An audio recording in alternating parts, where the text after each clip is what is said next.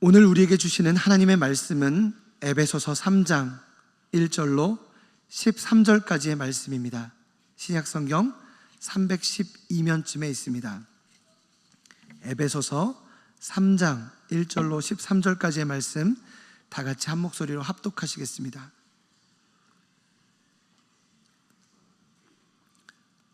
에베소서 3장 1절로 13절입니다.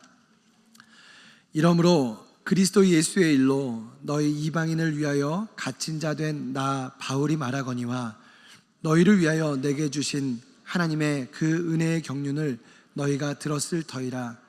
곧 계시로 내게 비밀을 알게 하신 것은 내가 먼저 간단히 기록함과 같으니 그것을 읽으면 내가 그리스도의 비밀을 깨달은 것을 너희가 알 수 있으리라. 이제 그의 거룩한 사도들과 선지자들에게 성령으로 나타내신 것 같이 다른 세대에서는 사람의 아들들에게 알리지 아니하셨으니 이는 이방인들이 복음으로 말미암아 그리스도 예수 안에서 함께 상속자가 되고 함께 지체가 되고 함께 약속에 참여하는 자가 됨이라. 이 복음을 위하여 그의 능력이 역사하시는 대로 내게 주신 하나님의 은혜의 선물을 따라 내가 일꾼이 되었노라.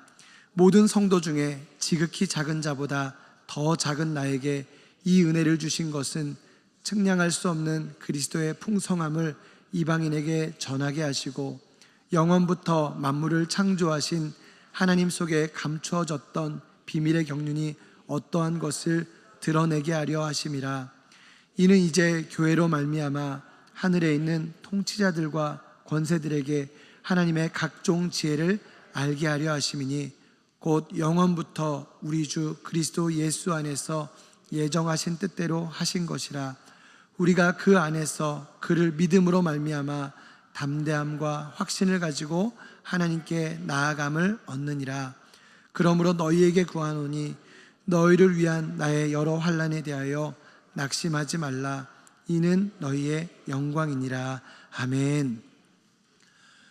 오늘은 그 안에서 그를 믿음으로 말미암아 라는 제목으로 함께 말씀을 나누고자 합니다.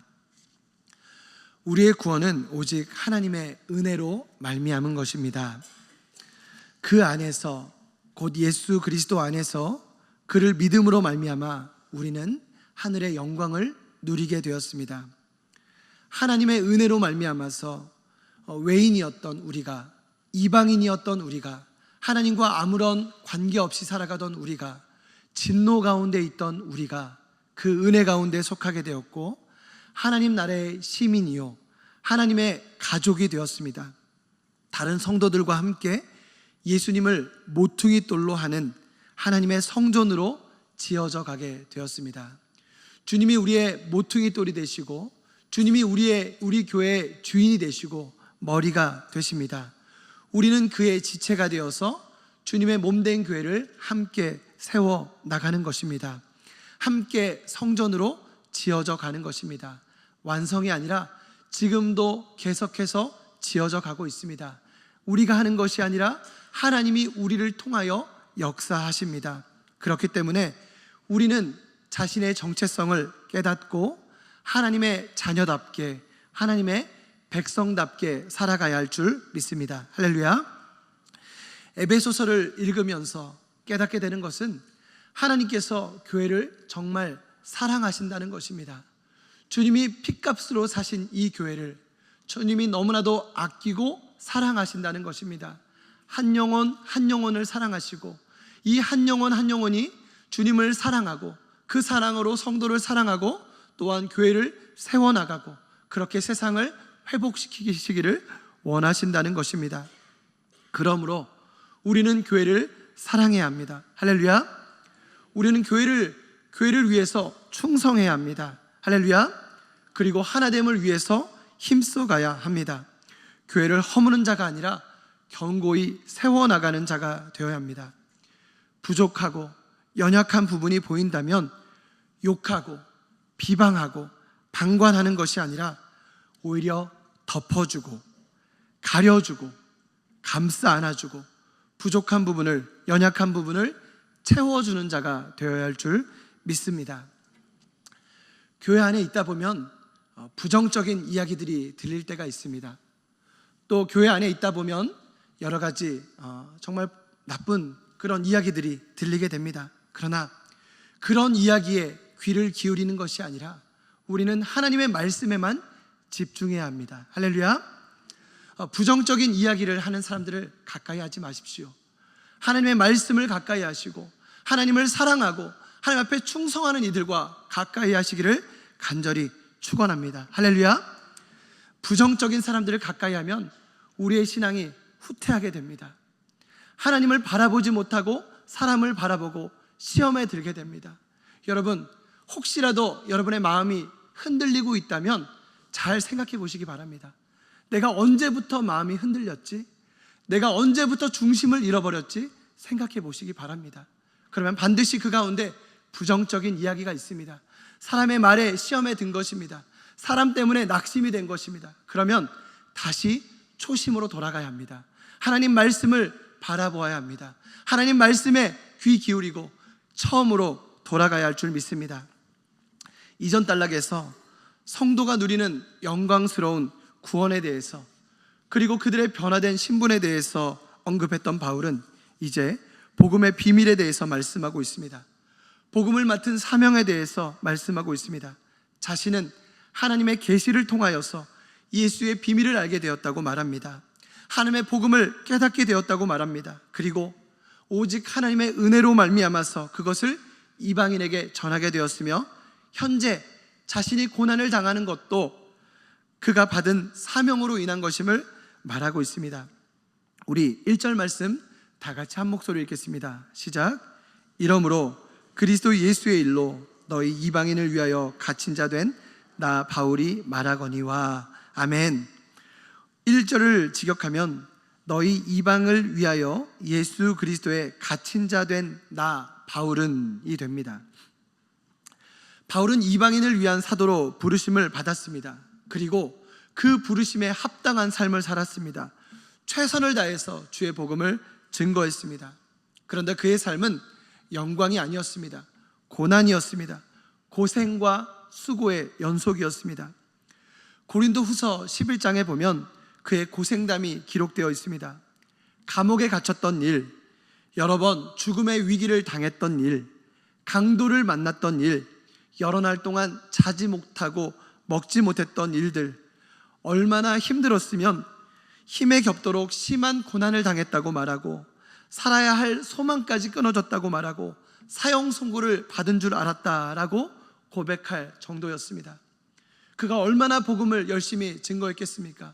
그는 열정의 사람이었습니다. 정말 영혼 구원에 목숨을 건 사람이었습니다. 그런데 그에게 돌아온 것은 영광이 아니라 치욕이었고 모욕이었고 비방이었고 박해였음을 보게 됩니다. 3차 전도 여행을 마치고 예루살렘으로 돌아오게 되었습니다. 좀 쉬어야 되는데 이방인을 데리고 교회 안에 성전 안에 들어가게 되었다는 그 누명을 쓰게 되어서 억울한 죄목으로 체포되었습니다. 가이사랴에서 로마에 이르기까지 미결수 신분으로 수감 생활을 하게 됩니다. 이때 옥중 서신인 에베소서, 빌립보서, 골로새서, 빌레몬서를 기록하게 됩니다. 지실 법도 하지 않습니까? 원망이 나올 법도 하지 않습니까? 하나님, 제가 어떻게 하나님을 섬긴 것 아시잖아요. 최선을 다해 충성스럽게 일한 것 아시잖아요. 그런데 어떻게 저에게 이러실 수 있습니까? 라고 말할 수 있을 것입니다. 불평할 수 있었을 것입니다. 그런데 바울은 그렇게 하지 않았습니다. 바울이 기록한 옥중 서신을 보면 옥중에서 갇혀있는 중에도 오히려 찬송하리로다 라고 하면서 하나님을 향한 찬송의 고백을 끊임없이 이어가는 것을 보게 됩니다. 감사와 감격의 고백이 끊이지 않는 것을 보게 됩니다. 오히려 하나님 앞에 감사했습니다. 오늘 우리가 주목해서 볼 대목이 있습니다. 그러므로 예수의 일로 너희 이방인을 위하여 갇힌 자 된 나 바울이 말하거니와 한 대목입니다. 바울은 너희 이방인 때문에 감옥에 갇혔다라고 말하지 않았습니다. 오히려 너희 이방인을 위하여 갇힌 바 되었다라고 말하고 있습니다. 때문에와 위하여에는 엄청난 차이가 있습니다. 내가 너 때문에 이러고 있어, 내가 너 때문에 고생하고 있어가 아니라 내가 너를 위해서 고생하고 있어, 내가 너를 위해서 이 고생을 기쁘게 감당하고 있어. 바울의 이 사랑이 느껴지지 않습니까? 바울의 애정과 바울의 감사와 그 감격이 느껴지지 않습니까? 어떻게 그럴 수 있었을까요? 그는 진정 하나님의 은혜를 아는 자였기 때문입니다. 하나님의 사랑을 깊이 체험한 자였기 때문입니다. 하나님의 주권과 섭리를 인정하는 자였기 때문입니다. 그래서 고난 중에도 불평하거나 원망하지 않고, 누군가를 탓하지 않고, 누구 때문이라고 말하지 않고, 나는 주님을 위해서, 너희를 위해서 기쁘게 이 일을 감당하고 있다라고 고백한 것입니다. 에베소서 1장 1절에 보면 그리스도 예수의 사도라고 말씀하고 있고, 3장 1절에도 그리스도 예수의 일로 갇힌 자라는 표현이 나옵니다. 바울은 언제나 하나님이 우선이었고 하나님이 중심이었으며 그분의 주권을 인정했습니다. 동족 유대인들의 고발로 인해서, 로마 관리의 판결로 인해서 감옥에 갇혔지만, 겉으로 볼 때는 어떤 세상의 권력자들에 의해서 자신을 그렇게 몰아가는, 자신에게 누명을 씌운 자들에 의해서 고난을 당하는 것처럼, 핍박을 당하는 것처럼, 감옥에 갇힌 것처럼 보였지만은 그는 자신을 가리켜서 그리스도 예수의 일로 갇힌 바 되었다라고 표현하고 있습니다. 무슨 뜻입니까? 세상 모든 일을 주관하시는 분이 하늘 권세를 가지신 예수 그리스도임을 강조한 것입니다. 할렐루야. 하나님의 주권과 섭리를 인정하며 고백한 것입니다. 비록 감옥에 갇혀 있지만 죄수가 된 현실에 매이지 않았습니다. 나는 주님 때문에, 나는 주님으로 인해서 이 일을 감당하고 있다라고 고백했습니다. 하나님이 어떤 분이신지 알았기 때문입니다. 하나님은 온 세상을 다스리시고 주관하시는 분임을 분명히 알았기 때문입니다. 자신이 누구인지 알았기 때문입니다. 나는 하나님의 자녀요, 나는 이방인을 위한 사도로 부르심을 받았다는 분명한 사명이 있었기 때문입니다. 그래서 방황하지 않고 낙심하지 않을 수 있었습니다. 우리 역시 마찬가지입니다. 오늘날 많은 사람들이 교회 안에서 또 옳은 일을 하다가, 주님을 위해서 보람된 일을 하다가 실망하여 낙심하는 것을 보게 됩니다. 그중 많은 부분이 하나님보다 사람을 의식했기 때문입니다. 처음 마음을 잃었기 때문입니다. 처음에 우리가 사명의 자리에 나아갈 때 어떻게 나아갑니까? 무턱대고 나아갑니까? 물론 그런 분들도 있습니다. 그러나 우리가 보이는 것입니다. 찬양팀이 부족한 것 같아, 교사가 부족한 것 같아, 식당의 봉사가 부족한 것 같아. 그런 하나님께서 보여주시는 것이 있다 보니까 기도하면서 하나님, 찬양팀으로, 교사로, 또 이런 일로 섬기겠습니다, 여전도회로, 남전도회로 섬기겠습니다, 이렇게 결단하며 나아간 것입니다. 그런데 시간이 지나면서 어떤 말들이 들려오고 자꾸만 사람을 의식하게 됩니다. 처음에는 하나님을 찬양하는 것이 좋았는데 사람들의 말이 들려요. 처음에는 하나님을 위해서 봉사하는 것이 너무 기뻤는데 부정적인 이야기들이 들리는 것입니다. 그러니까 자꾸만 위축이 되고, 자꾸만 사람을 의식하게 되고, 하나님의 영광이 아니라 자꾸만 사람의 말 때문에 시험에 들고 실족하게 되는 것입니다. 여러분, 사람은 의지할 만한 대상이 못 됩니다. 신뢰할 만한 대상이 못 됩니다. 그저 사랑할 대상일 뿐입니다. 할렐루야. 네, 목회자들도 마찬가지입니다. 다 마찬가지예요. 하나님의 일들을 하다가 정말 주님을 위해서 열심히 봉사했는데 오해받을 때도 있고 그런 말들을 들을 때가 있어요. 어떻게 거기에 하나하나 일일이 반응하겠습니까? 그러면 다시 하나님 말씀 앞에 서는 겁니다. 복음 앞에 서는 겁니다. 내가 하나님 바라보지 사람 바라보나? 내가 저 말 때문에 시험 들 이유가 없다라고 하면서 다시 주님 바라보는 것입니다. 저 여러분이 그렇게 날마다 승리하는 자들 다 되시기를 간절히 소원합니다. 할렐루야. 하나님이 나를 사랑하시고 하나님이 나를 인도하신다는 그 분명한 확신이 있으면 흔들리지 않습니다. 어떠한 상황에도 감사할 수 있습니다. 부유할 때도, 가난할 때도, 고난 중에 있을 때도 기쁨으로 만족하며 받아들일 수 있는 것입니다. 우리 모두가 하나님의 주권을 신뢰하면서 모든 일을 하나님 안에서 해석할 수 있게 되기를 간절히 소원합니다. 할렐루야. 여러분 혹시 어려움 중에 있으세요? 하나님이 그것 허락하신 것입니다. 할렐루야. 어려움 가운데 있어도 하나님이 이것을 허락하셨다, 하나님이 이 상황 가운데 계신다, 하나님 나를 절대 포기하지 않으신다 고백할 수 있는 저와 여러분 되시기를 간절히 소원합니다. 사람 때문에 시험 들지 않고 사단 마귀의 손에 노란하지 않는 저와 여러분 되시기를 간절히 소원합니다. 우리 2절로 4절 말씀 다 같이 읽겠습니다. 시작. 너희를 위하여 내게 주신 하나님의 그 은혜의 경륜을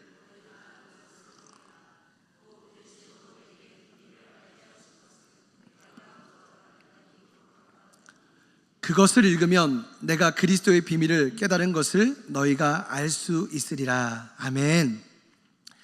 에베소 교회는 바울이 오랫동안 심혈을 기울여 목회한 교회였습니다. 2년 3개월 정도 보고 있습니다. 그렇기 때문에 많은 사람들이 바울의 사정을 들었을 것입니다. 경륜이라고 번역된 단어는 오이코노미안이라는 단어인데, 집이라는 뜻의 오이코스라는 단어와 관리하다라는 뜻의 네모라는 단어가 합쳐진 단어로서 집안을 관리하는 직책, 곧 청지기를 의미합니다. 그렇기 때문에 하나님의 은혜의 경륜이라는 말은 하나님께서 은혜로 바울에게 맡기신 직책이라는 뜻으로 해석할 수 있습니다. 또한 비밀이라고 번역된 미스테리오는 특정 사람에게만 알려진 계시, 신비한 내용을 의미합니다. 인간의 지식으로는 알 수 없지만 하나님께서 알게 하시고 깨닫게 하셔서 알게 된 진리를 의미합니다. 그래서 하나님이 정하신 때에 이방인들을 위해 부르신 사도 바울에게 알게 하신 내용, 곧 만세 전부터 준비하신 것으로 육신을 입고 이 땅에 오셔서 죄인들을 위해 죽으시고 부활하시고 승천하신 하나님의 아들 예수 그리스도에 관한 것입니다. 이 복음으로 말미암아서 우리가 교회의 일원이 되었고 또한 그리스도의 몸이 된 것을 가리킵니다. 이것이 놀라운 하나님의 비밀이라는 것입니다. 이전까지는 감춰져 있었는데 사람들은 도무지 알지 못했는데 하나님께서 이것을 바울에게 깨닫게 하시고 이제는 우리에게 알려주셨다는 것입니다. 교회는 하나님의 비밀인 줄 믿습니다. 할렐루야. 우리가 복음을 듣고 구원받은 것은 놀라운 하나님의 은혜인 줄 믿습니다. 하나님으로부터 비롯된 것입니다. 사람의 지식이 아닙니다. 사람이 연구해서 얻은 것이 아닙니다. 랍비의 전통으로 된 것이 아닙니다. 오직 하나님의 은혜로 성령께서 깨닫게 하심으로 알게 된 것입니다. 5절로 6절 말씀 우리 다 같이 읽겠습니다. 시작. 이제 그의 거룩한 사도들과 선지자들에게 성령으로 나타나신 것 같이 다른 세대에서는 사람의 아들들에게 알리지 아니하셨으니 이는 이방인들이 복음으로 말미암아 그리스도 예수 안에서 함께 상속자가 되고 함께 지체가 되고 함께 약속에 참여하는 자가 됨이라. 아멘. 앞서 말한 하나님의 은혜의 경륜 2절에 나옵니다. 비밀 3절에 나옵니다. 그리스도의 비밀 4절에 나옵니다. 이것은 결국 복음을 뜻합니다. 하나님의 은혜의 경륜, 비밀, 그리스도의 비밀은 복음을 의미하고 유대인과 이방인이 복음으로 말미암아 하나가 되었다는 것입니다. 그래서 이방인들은 더 이상 율법 준수나 할례를 통해서가 아니라 믿음으로 예수님과의 연합을 통하여서 구원을 경험하게 되었다라고 말씀하고 있습니다. 6절에 반복되어 나오는 단어가 있습니다. 바로 함께라는 단어입니다. 반복된다는 것은 중요하다는 뜻입니다. 함께라는 뜻의 전치사 쉰이 반복되었습니다. 이방인이 그리스도 안에 거함으로 말미암아 복음을 통해 얻게 된 세 가지 자격을 강조하고 있습니다.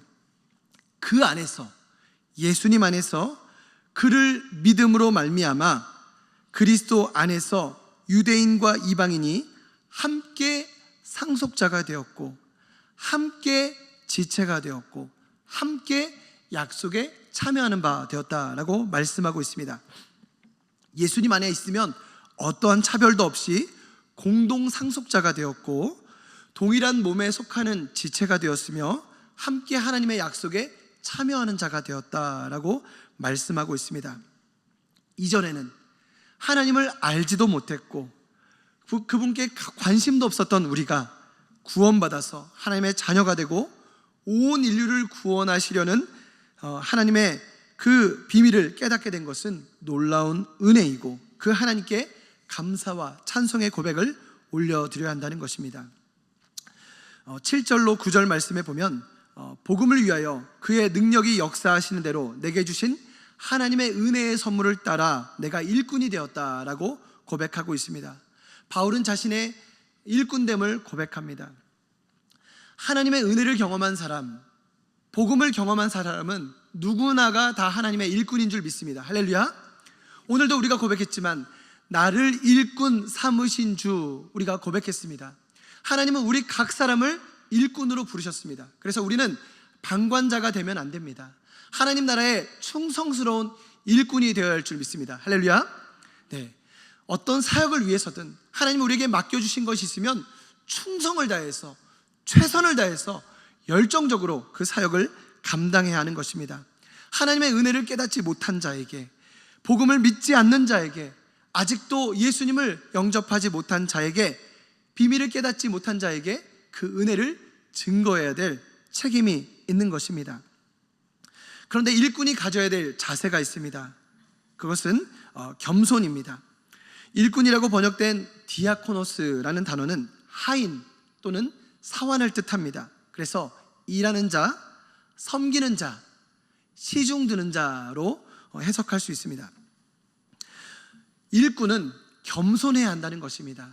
높아지려고 해서는 안 된다는 것입니다. 오히려 낮아지고 종의 자세로 우리에게 주어진 직분과 직책을 감당해야 한다는 것입니다. 우리가 하나님을 위해서 일하다 보면, 교회 안에서 열심히 하다 보면 눈에 띄게 됩니다. 그러면 직분을 얻게 됩니다. 직책을 맡게 됩니다. 그것은 그를 통하여서 하나님이 일하실 것을 기대하면서 일꾼으로 세운 것입니다. 높아지라는 것이 아닙니다. 나를 자랑하라는 것이 아닙니다. 목회자로 세우는 것은 섬김을 받으라는 것이 아니라 오히려 섬기고 더 낮아져서 하나님의 일을 감당하라고 주신 것입니다. 장로로 부르신 것은, 권사로 부르신 것은, 안수집사로 부르신 것은, 어떤 위원장, 어떤 직책을 맡기신 것은, 임원을 맡긴 것은 나를 드러내라는 것이 아니라, 나를 높이라는 것이 아니라 더 낮아져서 더 열심히, 누구보다 더 열심히 일을 하라고 그 직책을 주신 줄 믿습니다. 할렐루야. 그러니까 더 낮아져야 되는 것이고, 더 겸손해야 되는 것이고, 더 머리를 숙여야 되는 것이고, 더 허리를 숙여야 되는 것이고, 더 낮아져서 주님을 위해 일해야 하는 것입니다. 예수님이 그러셨습니다.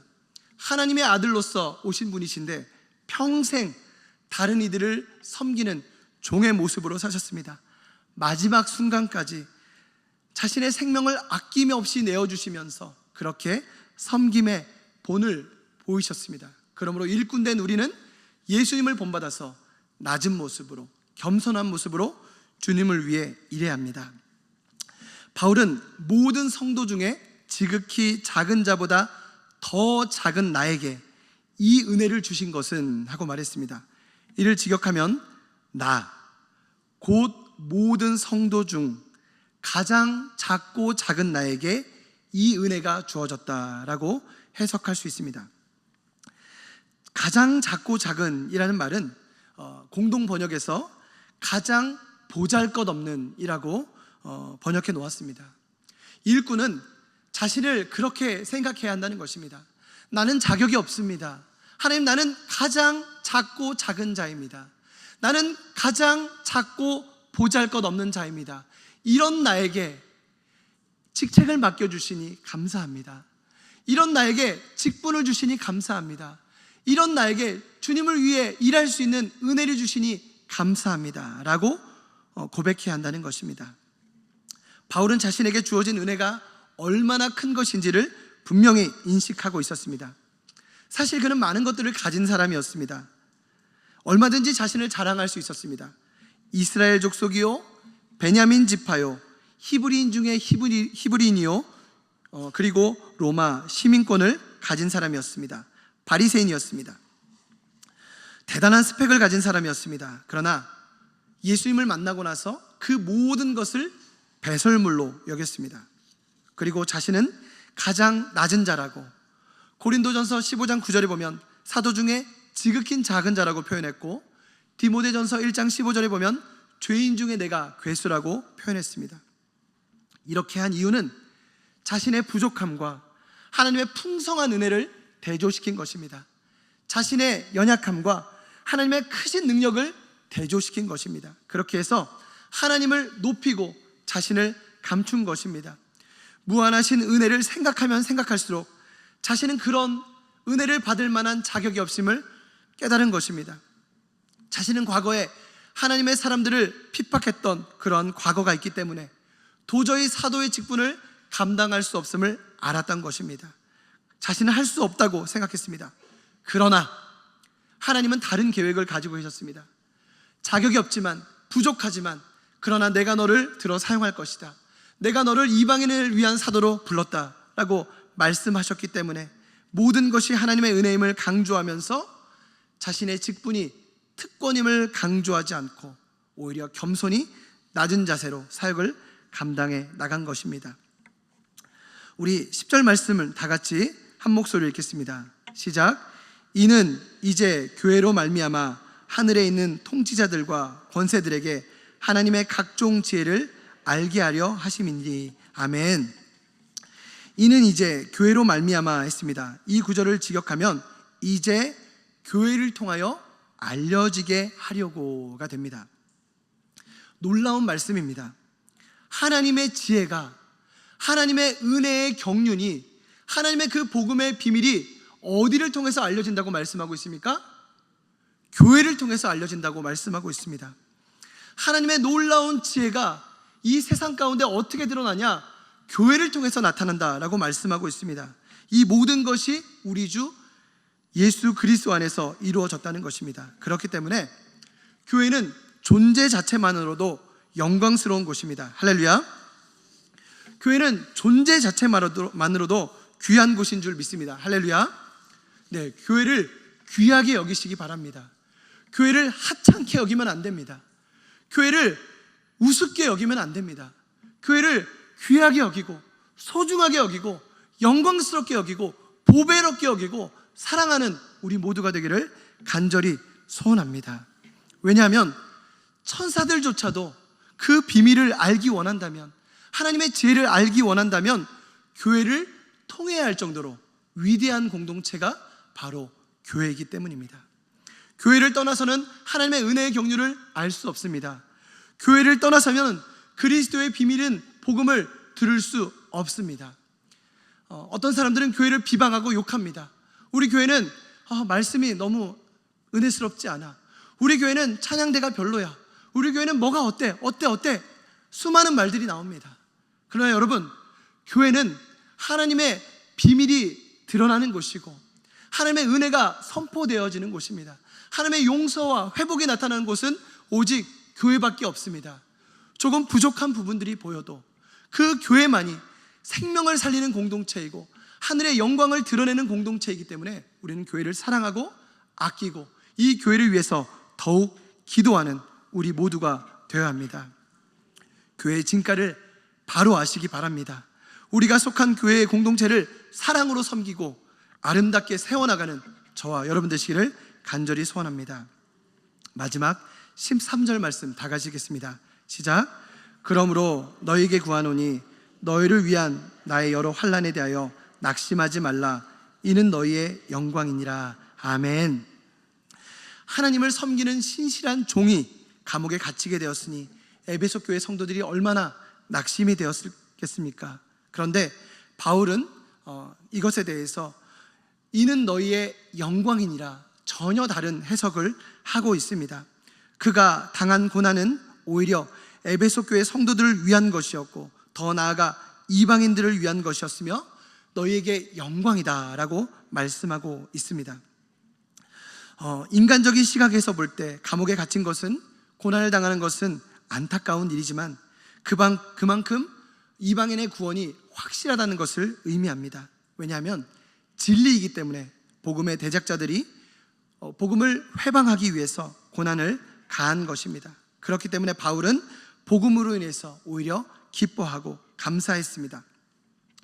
요한계시록 2장에도 보면 에베소 교회를 향한 편지에서 주님은 이기는 그에게, 즉 믿음을 위해서 고난을 견딘 자들에게 생명나무 열매를 주시겠다고 약속하셨습니다.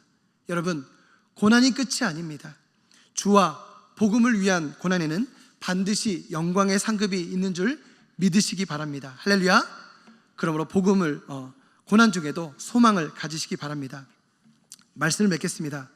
바울은 교회를 핍박했던 죄인 중에 죄인인 자신을 이방인의 사도로 부르신 것에 감사했습니다.